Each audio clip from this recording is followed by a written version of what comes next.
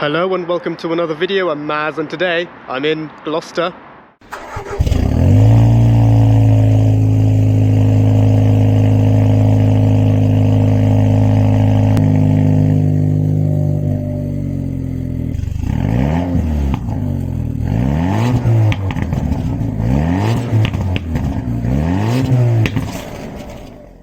And in today's video I've got another E-Cabriolet with me, also from Exotics Car Collection by Enterprise. Unfortunately, the silver car had to go due to a service being due, so in the meantime they gave me this aubergine colour, or whatever the name of this colour is, burgundy, maroon, dark red. The most important thing about this particular car is that whilst the silver one was a diesel, this is a petrol. And in the video that I made on the silver car, I kept mentioning I wish it had a petrol, so we can find out in this video if petrol is worth it or not. And before I forget, here are all the stats. And if you want the full overview for the E-Cabriolet, A238 as this generation is known, click on the top right hand corner of the screen or in the link in the description down below. So here is the front of this E-Cabriolet. Much nicer colour in my opinion. Definitely stands out more than the silver. And unfortunately I don't know what the exact name of this colour is, so I'll lay over the name of the colour. Once again, it's got the same three-pointed star with a diamond grille. This one isn't a night pack, so it's got the silver trim on the very bottom, though it does have a black Mercedes badge. What this car does have is the multi-beam headlights, which I can assure you work so much better than the regulars. And you also get 2 extra dots for the DRLs, denoting that this is an E-Class. Coming around, one thing I'm not a big fan of are these wheels. I don't like the grey ring attached. I think if it was gloss black or non-existent, I think these wheels would look much nicer. And before anyone comments, these curb rashers were already on the car. No night pack means that the mirror caps are color coded. Once again, here is the side profile. I do think the back wheel looks a bit too small in my opinion. The 20s definitely transform it. And of course the back. Once again, not being a night pack, that lower valance has a chrome trim. No D on the script as it's a petrol. 300 being 2-litre 4-cylinder, and no 4MATIC emblem, so this is a rear-wheel drive example. Coming inside now. Once again, almost exactly the same as the diesel counterpart, though it is worth mentioning that this is not a Premium Plus. In fact, it still has the same A-Class welcome screen as the silver car. But yes, this is not a Premium Plus, so all of these seat mechanisms have to be done manually, and the seat adjusters are down here as opposed to on the door. And whilst I personally prefer this darker ashwood grain trim, these speakers don't look as upmarket, and even the seats don't even automatically move forwards, they just fold.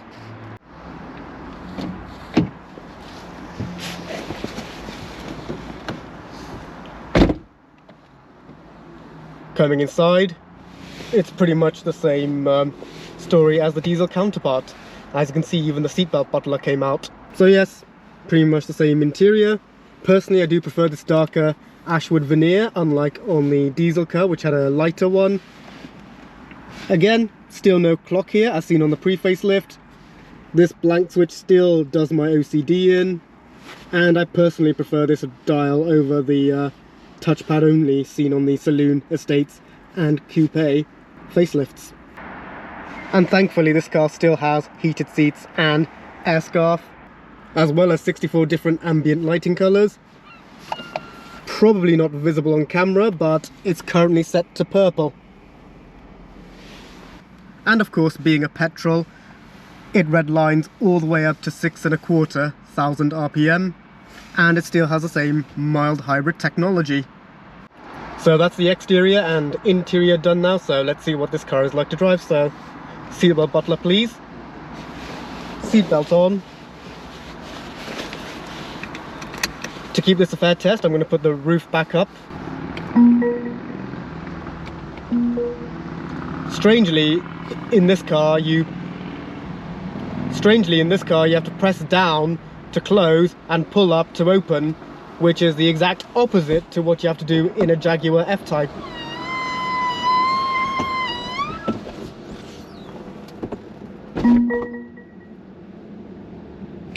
Excellent. And ironically, I'm going to put the window back down.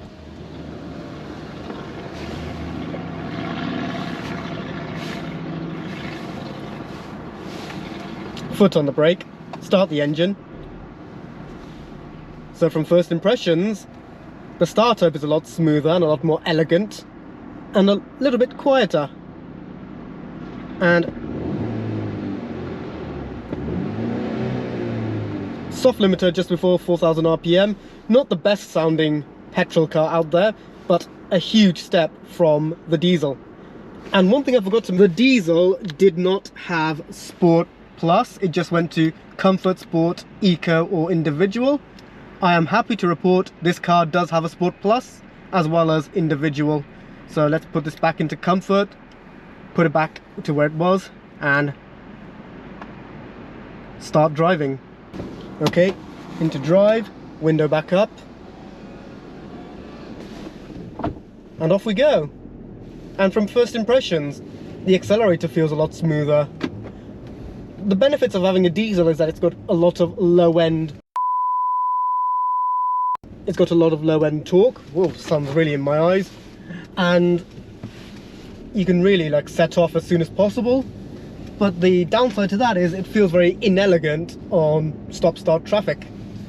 Thankfully, this one does set off a lot more smoothly and a lot more elegantly. Even the sound is a lot more elegant, though I'm pretty much pointing out the obvious at this point. And it's rear-wheel drive, so if I put my foot down on a roundabout or at a turn, which we're about to come to right now, the rear end can feel a bit loose. There's traffic right now. Now, onto it.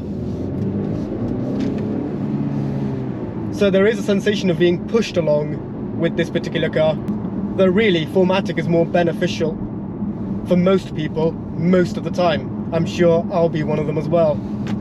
Red light, turning right onto Eastern Avenue. I'm filming in February, and the weather here is absolutely brilliant. There's barely a cloud in the sky. And because of its narrow windscreen, I have to do this to see the traffic lights with the visor down. But I'm sure I mentioned that in the other E-Cabriolet video as well. One thing I appreciate more with this petrol is the average MPG I've been doing. So on my way here from Tetbury, I've been averaging 33 to the gallon, which is still less than the diesel at around 40. The thing with the diesel is, for a 2-litre diesel, I expected more. When I had my XF, I was averaging around 55 to 60 mpg, with 70 being my high score from Brockworth to that retail park just in Eastern Avenue. So if you are in favour of a diesel exclusively for the MPG, or the fuel economy I should say, the benefits are very, very minor, so I would still recommend this petrol. And if you do want a bit more grunt, there is the E350 as well as the E53, which you can watch by clicking on the top right hand corner of the screen or in the link in the description down below. This red light is taking ages. There we go. So yes, it's definitely a lot more fun to drive than the 4MATIC car. Sun visor back up. And there is an element of playfulness with the way this car handles. Of course, I'm not going to test it here on a stop-start road, though ironically all the traffic lights are green. Sometimes when I'm filming here, I could be seeing 3 sets of traffic lights, but I've just passed all of them. Finally, some traffic. Once again, the brakes are smooth, and every time you brake in this mild hybrid, it recoups any lost energy and puts it back into the battery, which can help elongate the remaining range for this car. A long blast down the motorway. And turning right here. In this normal everyday driving, I'm not really seeing a huge difference with the lack of 4MATIC, but I'm sure I would if conditions were significantly compromised. And yes, I'm just driving through Barton Street with all the speed bumps and undulations. Again, I'm not really going to talk about how it rides here. There's not going to be any difference here, so in this case I'm just going to talk about how the engine performs. The engine still revs very low, and in terms of cruising it is a lot more relaxed, and it still has the same 9-speed torque converter, so it keeps it at its highest gear possible. I'm currently doing 20 here, and the car just revs at 1100 RPM, so ever so slightly over tick over. And interestingly, even at 30 it's about the same RPM, and I've now just come into the 20 zone, so back to 20 we are now. But yes, in terms of revs, it's very easy to just let the car rev at just over 1100 or 1200 RPM, regardless of what speed you're doing, whether it's 20, 30 or 40. Any judgment on high speeds will be reserved for later on, of course. And every time I do have to put my foot down, there's no agricultural clutter, like so. Though it does sound a bit rattly when the car is at tick over, but when it isn't, then it sounds perfectly normal. Just setting off from a green light, and as I've mentioned, it picks up very well. I'm in the city centre right now, and I'm surprised to see how many Mercedes-Benzes there are here in Gloucester. That was literally a Mercedes van, a Sprinter I should say. There's another Mercedes over there, and there's someone reversing into the main road. Brakes are very smooth.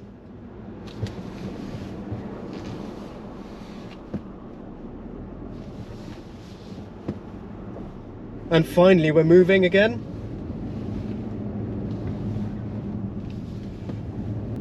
Already another Mercedes E-Class there, and in front of me is an S-Class with some very shiny wheels. Right turn.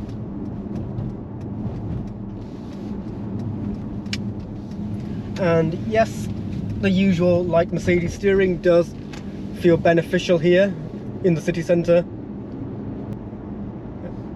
And another right-hander.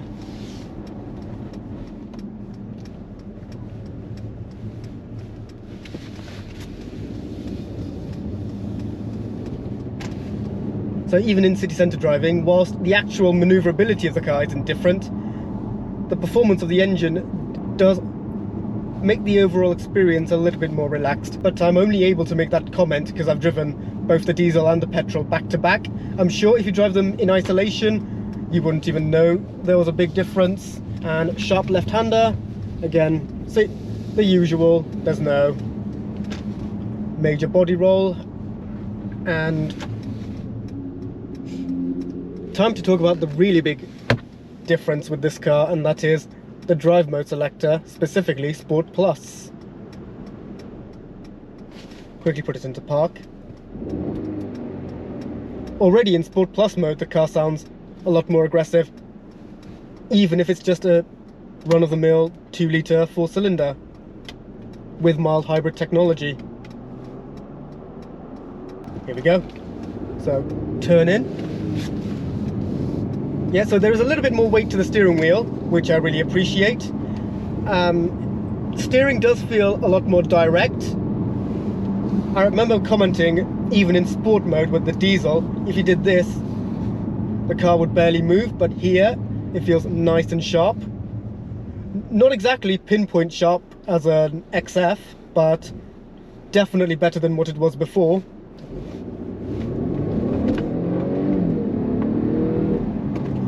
Definitely a lot more fun to put your foot down in behind traffic, but well, that pickup is much better. Just quickly pulled up in a lay-by.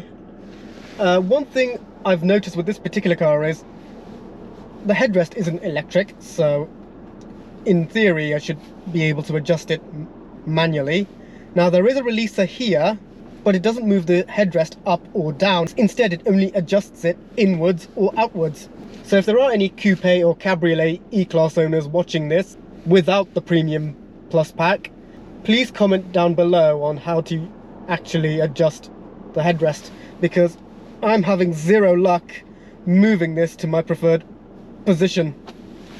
Moving once again and making our way to the National Speed Limit Road, and inevitably in Sport Plus mode there is a bit of a drone coming through the cabin, but that's what you expect in Sport Plus mode.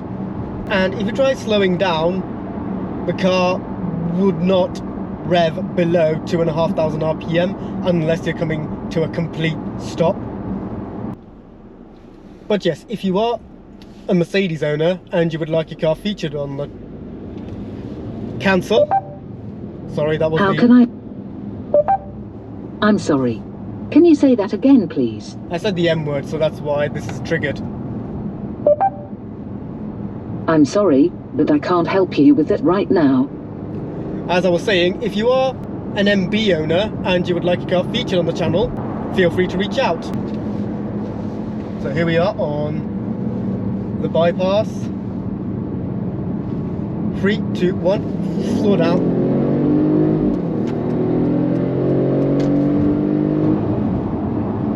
So yes, it does make quite a nice noise when you put your foot down, and kickdown is somewhat instantaneous, and the car now revs over 4,500 RPM. Let's just quickly dial that back down, back to comfort,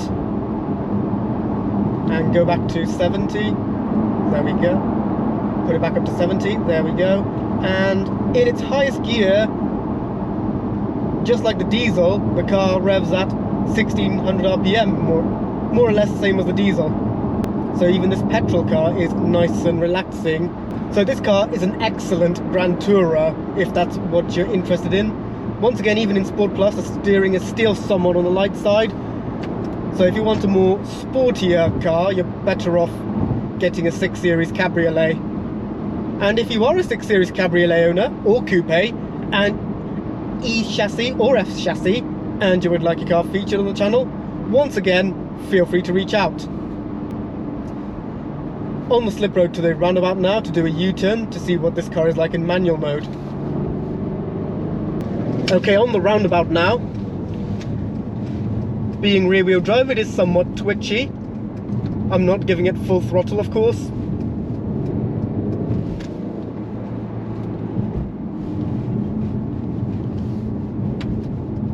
Back onto the main road, or back onto the slip road I should say. Pull the paddle.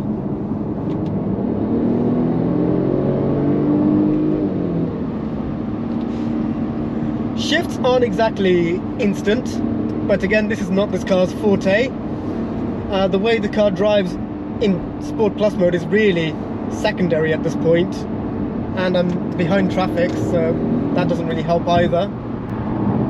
Cleared up now and floor it.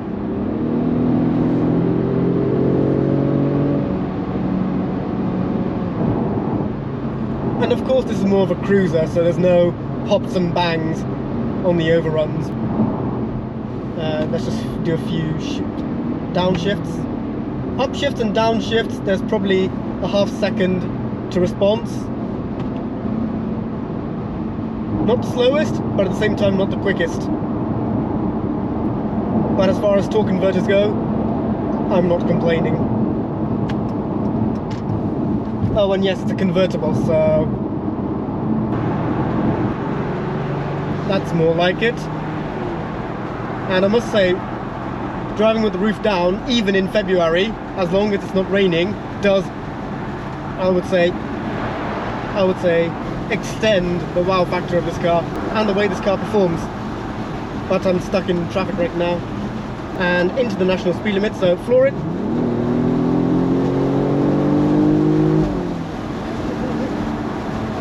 That sensation of having the wind in your hair and doing the national speed limit is quite an experience and a half. And of course it's only extended due to having a petrol engine as opposed to a diesel. And of course there's more revs to play with when you're hooning about. But if you just want to relax, yeah, that's brilliant. But again, the caveat is this is not a sports car. The 6 Series will probably be more appropriate for that. And one thing I forgot to point out, because there's no separate manual button in this car, as well as the other car, if you don't pull the paddle while you're in manual mode over a certain amount of time, it will just revert to auto. Oh, just to answer my question, yes, you should get the petrol. The diesel, in my opinion, just feels like a mismatch. And after driving this, I can 100% confirm my statement. So let's head back to the car park and finalize this video. So that's it for today's video. I hope you enjoyed watching me try out this petrol Mercedes E-Cabriolet. Like the video if you enjoyed it, subscribe if you are new, ring the bell to stay up to speed, and I'll see you guys next time. Cheers.